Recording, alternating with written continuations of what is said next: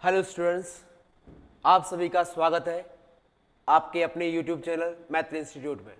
यहाँ पर हम आपके लिए लेकर आए हैं पर्यायवाची की 5वीं कक्षा। हमारी पहली, दूसरी, तीसरी, चौथी कक्षाएं हो चुकी हैं,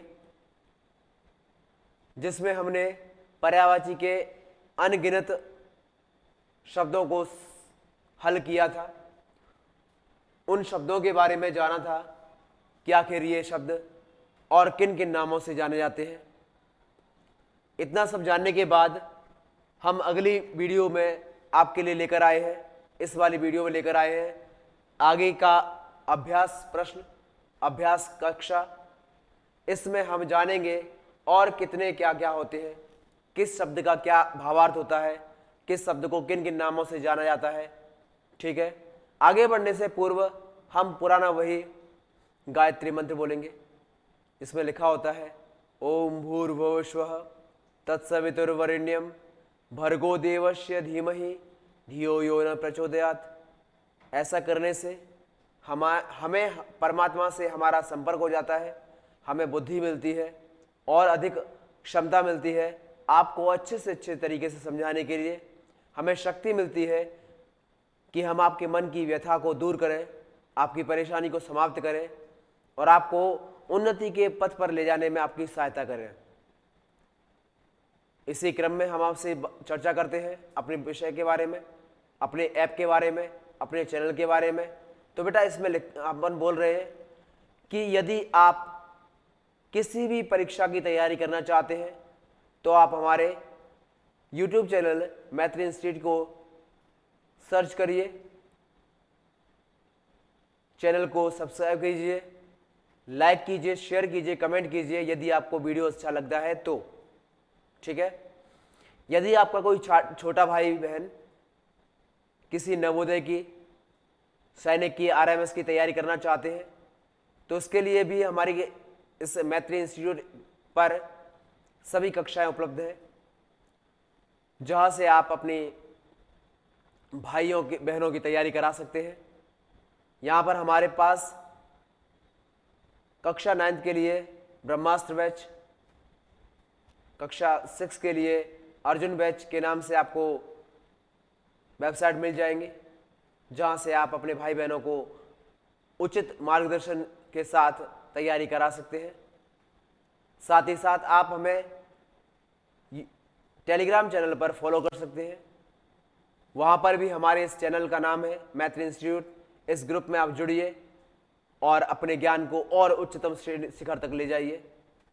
इसी उम्मीद, इसी कामना के साथ हम अपनी कक्षा को प्रारंभ करते हैं। चलिए बिना देर किए, बिना समय गवाए हम कक्षा की आगे की गति ले जाते हुए इस कक्षा को भी आपके पास पहुंचाने का प्रयास करते हैं। ठीक है, क्या लिखा है बेटा? अतः लिखा हुआ है। अतः का पर्यायवाची क्या होता है? अगाध होता है, अतल स्पर्शी होता है, गंभीर होता है, गहन होता है, गहरा होता है। क्या होता है बेटा? क्या होता है? अगाध, अतल स्पर्शी, गंभीर, गहन और गहरा। ठीक है ना, ये सब क्या होते हैं बेटा? अतः शब्द के पर्यायवाची होते हैं। अदृश्य का क्या होता है बेटा? अदृश्य का होता है अगोचर, अंतर्धान, ओझल, गायब, लुप्त और विलुप्त। क्या होता है बेटा? अगोचर, अंतर्धान, ओझल, गायब, लुप्त और विलुप्त। आपको याद है टीवी सीरियल्स जो देखते हैं जिसमें कोई गॉडेस, कोई गॉड क्या होता है? गायब होता है, तो उसको अपन बोलते हैं अंतर्ध्यान हो गए प्रभु, अब हमें दोबारा कैसे मिलेंगे। फिर क्या लिखा है? अधिकार लिखा है। अधिकार को अपन बोलते हैं आधिपत्य, कब्जा, दावा, प्रभुत्व, शासन, स्वत्व, स्वामित्व, हक। इन्हीं नामों से जानते हैं अपन। कहते हैं ना, इस पर मेरा हक है, मेरा अधिकार है, मैं दावा करता हूं ये चीज मेरी है, मेरी ही वस्तु है, तो कब्जा कर लेते हैं। कोई कहता है ना कि इसने मेरे घर पर कब्जा कर लिया, किसी ने मेरे हर चीजों पर अपना प्रभुत्व जमा लिया, अपनी शासन व्यवस्था बिठा दी और साथ ही साथ वहां पर स्वत्व यानी कि खुद का कब्जा कर लिया है। ठीक है, तो क्या कहते हैं इसको? अधिकार, आधिपत्य, कब्जा, दावा, प्रभुत्व, शासन, स्वत्व, स्वामित्व, हक आदि नामों से संबोधित करते हैं। फिर है इसके पास अधीन। अधीन को बोलते हैं बेटा आश्रित, दावेदार, वशवर्ती, वशीभूत, वश्य, शरणागत आदि नामों से संबोधित किया जाता है। किसको बेटा? अधीन शब्द को। ठीक है। फिर लिखा है अधीर। अधीर को बोलते हैं अपन आकुल, आतुर, उतावला, धैर्यहीन, बेकरार, बेताब, व्यग्र और व्याकुल। कहते हैं ना कि मैं आपसे मिलने के लिए व्याकुल हूं, अधीर हो रहा हूं, मुझ पे इंतजार नहीं हो रहा, मैं आपसे शीघ्र शीघ्र मिलना चाहता हूं और अपनी सारी बातें आपसे शेयर करना चाहता हूं। यानी कि आपने किसी के इंतजार में जो समय के हिसाब से इंतजार करने की शक्ति नहीं रही, उसी को क्या कहते हैं बेटा? अधीर कहते हैं, आकुल कहते हैं, आतुर कहते हैं, उतावला कहते हैं, धैर्यहीन कहते हैं। ठीक है। बेकरार, बेताब, व्यग्र और व्याकुल कहते हैं। ठीक है। अगला है अपने पास अध्याय का। क्या होता है? अध्याय का बोलते हैं अपन उल्लास, कांड, पद्धति, परिच्छेद, पाठ, पाद, प्रकरण, प्रकाश, सर्ग और स्कंद। क्या होता है बेटा? अध्याय को अपन जैसे देखो, आपने पढ़ा होगा कभी कि महाभारत में 8 सर्ग होते हैं, तो सर्ग का मतलब होता है अध्याय। सर्ग मतलब, सर्ग में बोलते कांड, जैसे तो ना लंका कांड, अयोध्या कांड, किष्किंधा कांड, बाल कांड। तो ये जो कांड है, यानी कि कांड का मतलब गलत शब्द मत लीजिएगा, कांड का मतलब होता है अध्याय होता है, कांड का मतलब स्कंद होता है, कांड का मतलब सर्ग होता है, पाठ होता है, उल्लास होता है, पद्धति होता है, परिच्छेद होता है और प्रकरण होता है। ठीक है। फिर क्या लिखा है बेटा? अनाचार लिखा है। अनाचार को बोलते हैं दुराचरण, दुराचार, दुष्कर्म, भ्रष्टाचार और क्या? बस इतना ही। फिर क्या है बेटा मेरे पास? अनाज, अन्न, खाद्यान्न, गल्ला, धान्य, शस्य। क्या होता है? अनाज को अपन अन्न, खाद्यान्न, गल्ला और धान्य या शस्य के नाम से जानते हैं। साथ ही साथ देखिए बेटा, अनाड़ी शब्द को अपन अज्ञानी, अनभिज्ञ, अनुभवहीन, अप्रवीण, अयोग्य, नादान, नासमझ, मूर्ख कहते हैं। ये एक बार पुनः पहले हो चुका है, आप उसको दोबारा समझाया जा रहा है, आपको डबल सुनने को मिल रहा है, तो आप पक्का याद कर लीजिएगा। ठीक है। अनाथ, जिसके कोई नाथ ना हो, जिसके माता पिता ना हो, उसे अनाथ कहते हैं बेटा। तो अनाथ को अपन अनाश्रित, आश्रयहीन, निर्वलंब, निराश्रित, निसहाय, बेसहारा और यतीम शब्द के नाम से जानते हैं। क्या है?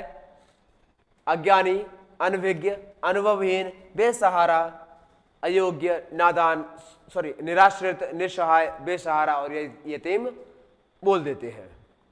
अनावश्यक यानी कि बिना काम का, बिना जरूरी, जिसकी जरूरत ना हो उसे अनावश्यक कहते हैं, बिना काम का उसको भी अनावश्यक कहते हैं। तो क्या लिखा है? अनावश्यक का पर्यायवाची अनपेक्ष, अनपेक्षित, अवांछनीय, अवांछित, गैर जरूरी, फिजूल, व्यर्थ आदि शब्दों से संबोधित किया जाता है। ठीक है। अपनी कक्षा को आगे बढ़ते हुए इसमें चलते हैं।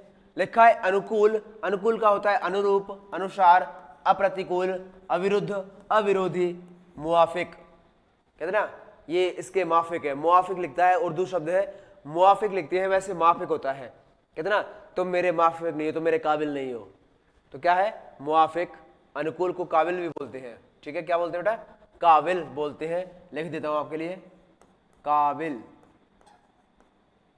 आपको ये वीडियोस के बाद आपको उचित संशोधित करके आपको ये नोट्स भी उपलब्ध हो जाएंगे हमारे ऐप पर। अनुपम का होता है अतुल, अतुलनीय, अद्वितीय, अनुपमेय, अप्रतिम, बेजोड़, लाजवाब आदि शब्दों के नाम से संबोधित किया जाता है। किसको किया जाता है बेटा? जिसको कहते हैं अनुपम। एक अपने मतलब पात्र थे फिल्मों के, जिनका नाम था अनुपम खेर, है ना? तो वो भी अनुपम है क्योंकि उनके समान कोई दूसरा हुआ ही नहीं आज तक। अब क्या लिखा है? अनुमान लिखा है। अनुमान को बोलते हैं अटकल, अंदाज, अंदाजा, कूत, परिकलन। कूत शब्द आपने गांव में बहुत सुना होगा। जब हमारी फसलें खेतों से कटकर और जो वाहन मतलब जो बाहर होता है ना, जो फसलों को और भूसे को अलग करता है, तो जब भूसा और खाद्यान्न अलग हो जाता है, अनाज अलग हो जाता है, उसके बाद सभी गल्ले को इकट्ठा कर लिया जाता है, अनाज को इकट्ठा कर लिया जाता है और उस व्यक्ति से जिसने उसको अलग किया होता है, काटा होता है, उससे पूछा जाता है भाई ये कितना होगा, तो वो उसको अंदाज से बताता है कि ये 2 मन, 40 मन, 50 मन होगा। ऐसे ही जो उसके अंदाजे को अपन क्या कहते हैं बेटा, उसके अंदाजे को ही कहते हैं कूत। उसने कूत दिया, उसने अंदाजा लगा लिया कि ये इतना वजन होगा, हालांकि उसे तौलता नहीं है। ठीक है, फिर क्या लिखा है बेटा, अनुरूप लिखा है। अनुरूप को अपन बोलते हैं अनुसार, सदृश, सम या समान। क्या बोलते हैं बेटा, अनुसार, सदृश, सम या समान किसको कहते हैं, अनुरूप शब्द को कहते हैं। फिर लिखा है अनुरोध, मतलब होता है निवेदन। क्या होता है बेटा, अनुरोध मतलब होता है निवेदन। क्या होता है, निवेदन होता है। क्या होता है, निवेदन होता है। तो देखो, अनुनय, आग्रह, प्रार्थना, विनती, विनय और निवेदन, ये शब्द किसके हैं, अनुरोध शब्द के पर्यायवाची है। किसके हैं, अनुरोध शब्द के पर्यायवाची है। ठीक है, फिर लिखा है अनोखा। अनोखा शब्द का क्या होता है बेटा, अनोखा शब्द का पर्यायवाची अद्भुत, अनूठा, अपूर्व, असाधारण, असामान्य, निराला, विचित्र और विलक्षण। एक व्यक्ति भी थे जिनके नाम में निराला लगता है। एक कवि है जिनका नाम है सूर्यकांत त्रिपाठी निराला, अर्थात उनके समान कोई दूसरा नहीं है। अगले की तरफ बढ़ते हैं अपने इसी क्रम को बढ़ाते हुए, और आपसे यही बोलते हुए कि आप अपने भाई बहनों को हमसे जोड़कर उनके मार्गदर्शन की उचित व्यवस्था कर सकते हैं। कभी कभी किसी के पास समय नहीं होता पढ़ाने के लिए, तो आप अपने भाई बहनों को हमारे मैत्री इंस्टीट्यूट से जोड़कर कम से कम उसके अज्ञान रूपी अंधकार को दूर करने के लिए प्रयास कर सकते हैं। फिर क्या लिखा है बेटा, अंतर्गत लिखा है। अंतर्गत का होता है अंतर्भूत, अंतर्निविष्ट, अंतर्निहित, निहित, शरीक, शामिल, सम्मिलित। ये क्या होता है बेटा, ये वो होता है अंतर्गत शब्द का। कहते ना, ये भूमि हमारी भूमि के अंतर्गत आती है, हमारे क्षेत्र के अंतर्गत आती है, हमारे नगर के अंतर्गत आती है। ये कानून व्यवस्था ये हमारी वकालत के अंतर्गत आती है। तो अंतर्गत मतलब होता है शामिल, शरीक, सम्मिलित। क्या होता है बेटा, शामिल, शरीक और सम्मिलित। ये शब्द क्या है, ये शब्द पर्यायवाची है अंतर्गत शब्द के।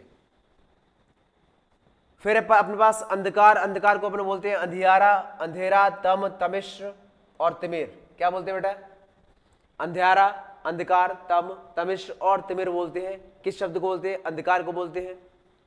अंधा, अंधा मतलब जिसको कुछ दिखाई नहीं देता हो। अंधा को अपन क्या बोलते हैं, अनक्ष बोलते हैं, चक्षुहीन बोलते हैं, दृष्टिहीन बोलते हैं, प्रज्ञा चक्षु बोलते हैं, शूर बोलते हैं और सूरदास बोलते हैं। आपको यदि याद हो, सूरदास जन्मांध थे, यानी जन्म से अंधे थे, उन्हें जन्म से ही कुछ दिखाई नहीं देता था। ठीक है ना।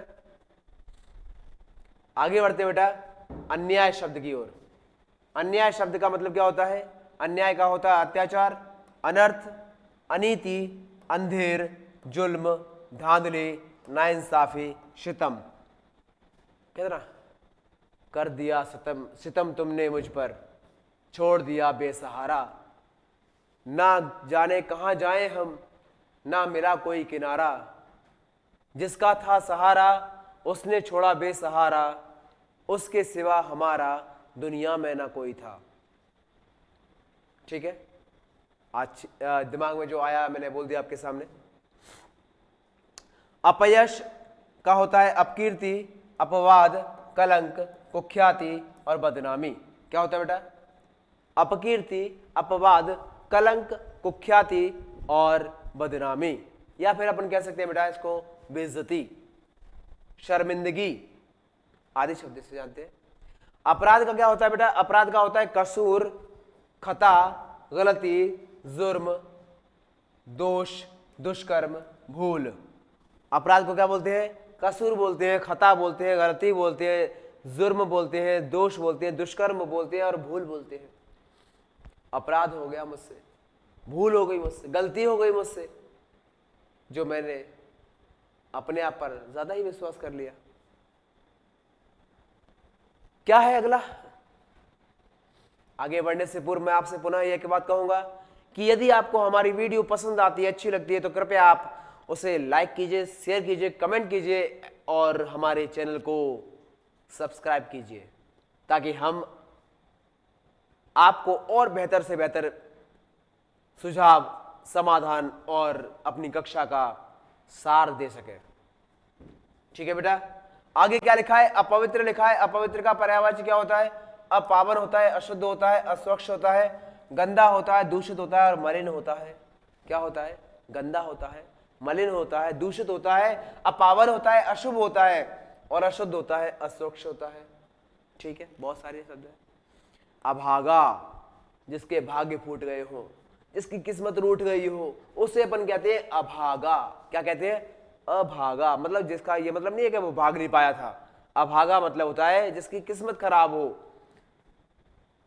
जिसके भाग्य ने उससे अपना मन चुरा लिया, दूर हो गया हो, तो अभागा मतलब होता है दुर्भाग्यशाली, बदकिस्मत, भाग्यहीन, हतभाग्य या फिर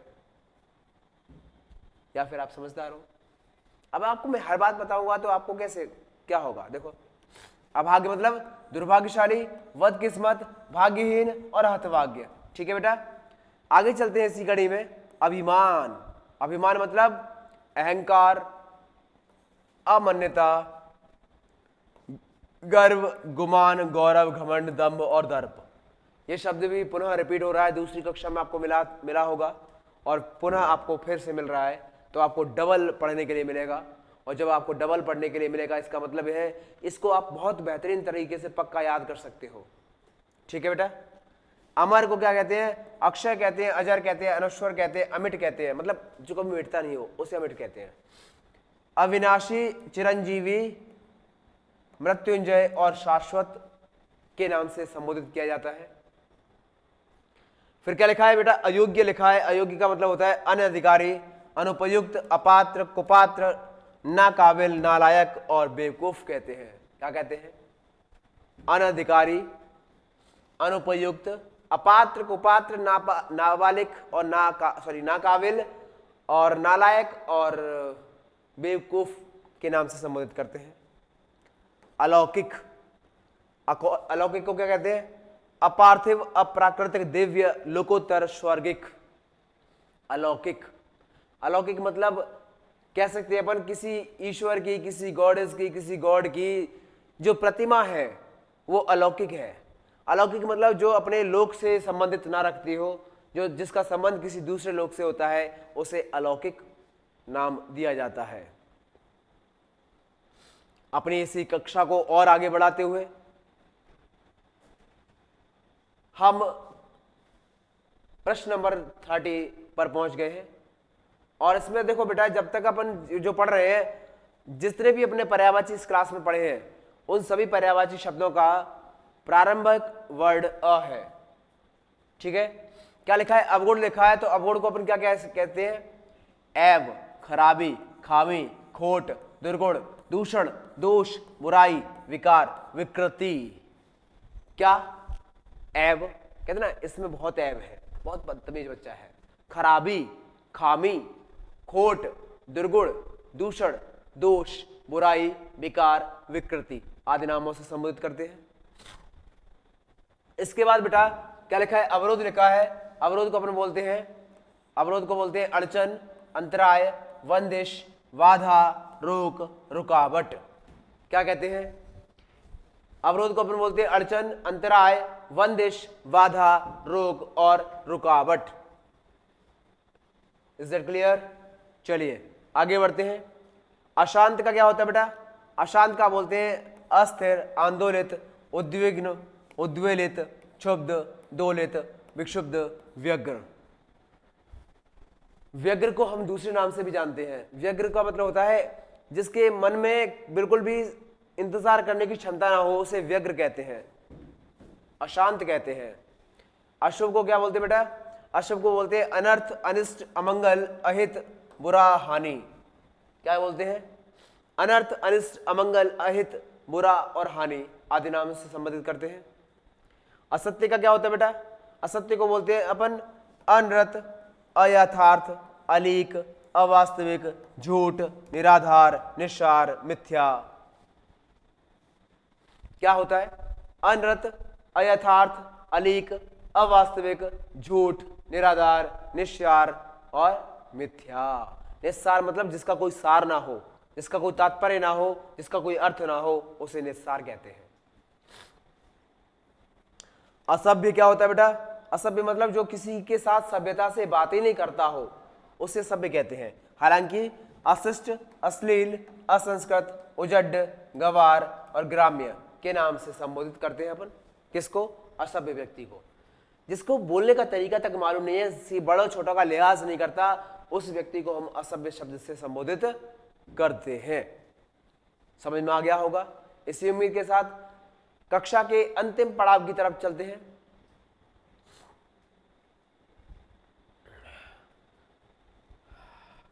कक्षा के अंतिम पड़ाव पर पहुंचकर हम ये महसूस कर रहे हैं कि जितना भी हमने पढ़ा है वो आपको अच्छी तरह से समझ में आ गया होगा। और इसी उम्मीद के साथ हम कक्षा के समापन की ओर चलते हैं। क्या लिखा है बेटा? लिखा है अस्थिर, अधीर, अशांत, डगमग, डामाडोल, चंचल, चपल, चलायमान और विचलित। कभी भी पढ़ाई करते समय विचलित नहीं होना चाहिए, क्योंकि जब हमारी पढ़ाई विचलित होती है, पढ़ाई में हमारा मन विचलित होता है, तो हमारी लक्ष्य, हमारा टारगेट डामाडोल हो जाता है। हालांकि उसमें लिखा है डामाडोल, है ना। आकर्षक मतलब क्या होता है बेटा? आकर्षक को अपन बोलते हैं दिलकश, मनमोहक, मनोहर, मनोहारी, मुग्धकारी, लुभावना। कहते ना वो बगीचा कितना आकर्षक था, वहां पर जाते ही, उधर से गुजरते ही मेरा मन इतना आकर्षित हुआ कि मैं उसके अंदर जाने के लिए लालायित हो उठा, अर्थात तड़प उठा। ये एक बार पहले भी हो चुका है। आकुल का बोलते हैं अधीर, अशांत, अस्थिर, आतुर, उतावला, चिंतित, परेशान, बेकरार, बेचैन। बेचैन है मेरा मन ये पढ़ने के लिए, कुछ करने के लिए, कुछ बदलने के लिए। बदलना क्या है? आपके अंधकार रूपी मन को बदलना है। क्या करना है? उसमें ज्ञान रूपी प्रकाश डालना है। कब होगा? जब हम आपको और आप हमको सुनेंगे, तब हमारे अज्ञान रूपी अंधकार से प्रकाश रूपी ज्ञान की तरफ बढ़ पाएंगे। चलिए बेटा, आगे लिखा है आघात। लिखा है आघात को बोलते हैं चोट, ठोकर, धक्का, प्रहार, मार और संघात। दिल पर आघात माता पिता के तब होता है जब माता पिता अपने बच्चों से बहुत ज्यादा उम्मीद करते हैं और बच्चे अपनी नाकाबिलियत दिखाते हुए उस लक्ष्य में असफल हो जाते हैं। ठीक है, अपन को ऐसा नहीं करना है। उनकी उम्मीदों पर पानी नहीं फेरना है, उनकी उम्मीदों पर खरा उतरना है।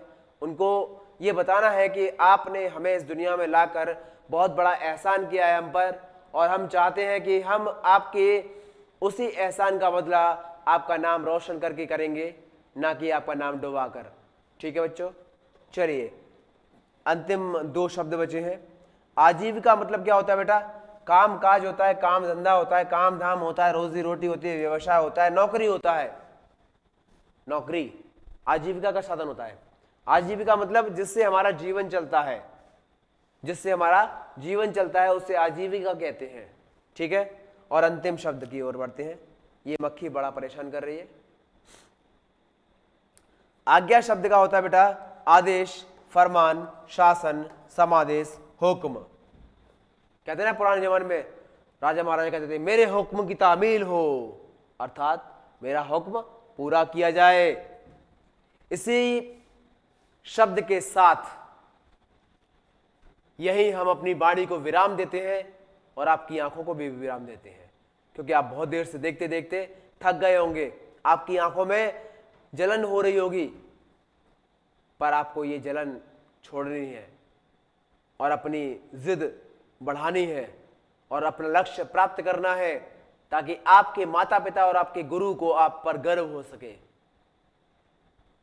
थैंक यू, शुक्रिया, शुभ रात्रि।